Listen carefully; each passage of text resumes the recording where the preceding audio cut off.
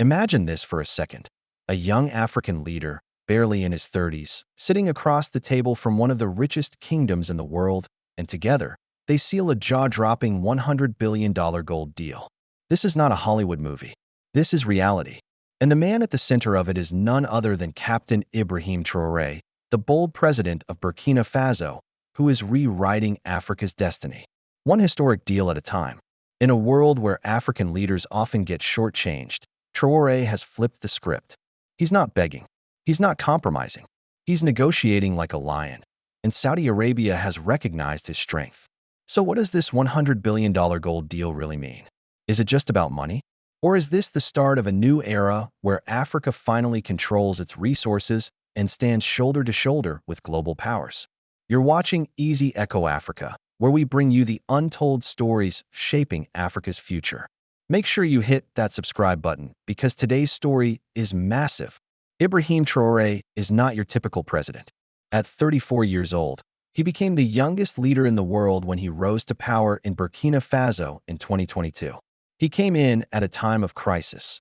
Terrorism, economic collapse, and foreign interference were ripping the country apart.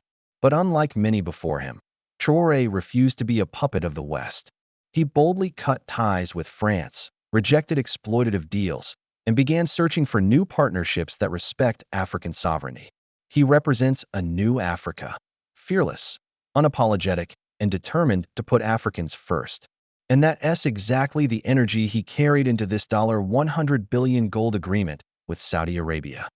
Burkina Faso is one of Africa's top gold producers, but for decades, most of the profits went overseas. Western corporations mined the gold, shipped it abroad, and left Burkina Faso with crumbs. Gold isn't just a mineral, it's power, wealth, and leverage in the global economy.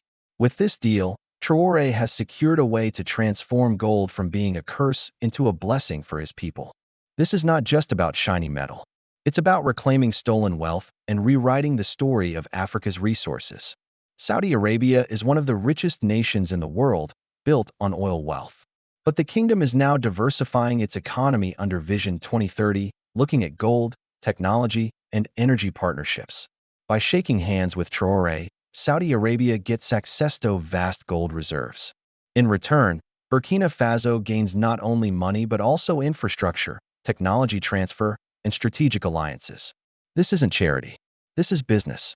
But for the first time in a long time, Africa is sitting at the table as an equal partner, not a beggar. Infrastructure boom. Roads, railways, and energy plants could finally be built to connect rural areas to cities. Education and jobs. Thousands of new jobs in mining, processing, and support industries. Healthcare expansion, a chance to invest in hospitals, research centers, and modern facilities. Military strength, funds to secure the nation against terrorism and foreign destabilization. With $100 billion, Burkina Faso could leap from one of the poorest countries in the world into a regional powerhouse. This deal isn't just about Burkina Faso. It sends a message to all of Africa. If one young leader can secure $100 billion for his country, others will follow. Partnerships are shifting from dependency on the West to mutually beneficial deals with emerging powers. Africa is no longer waiting for permission. It is taking its seat at the global table. This is the kind of leadership Africa has been waiting for, leadership that thinks beyond today and builds for tomorrow. Of course, not everyone is cheering. Some worry that Saudi Arabia may still exploit Africa under a different disguise. Others fear corruption could swallow the $100 billion before it reaches ordinary citizens. Western powers are watching closely, unhappy that their influence in Africa is shrinking. So the real question is this: will this deal truly empower the people of Burkina Faso, or will it become another story of wasted opportunity? The image of Ibrahim Traoré shaking hands with Saudi leaders is more than just diplomacy. It symbolizes a shift of power. A handshake between Africa and the Middle East signals a future of South-South cooperation. It shows the world that Africa has options, and it will no longer be dictated to by one side. More than 60% of Africa's population is under 25. This deal shows young Africans that they don't have to wait 50 years to see change.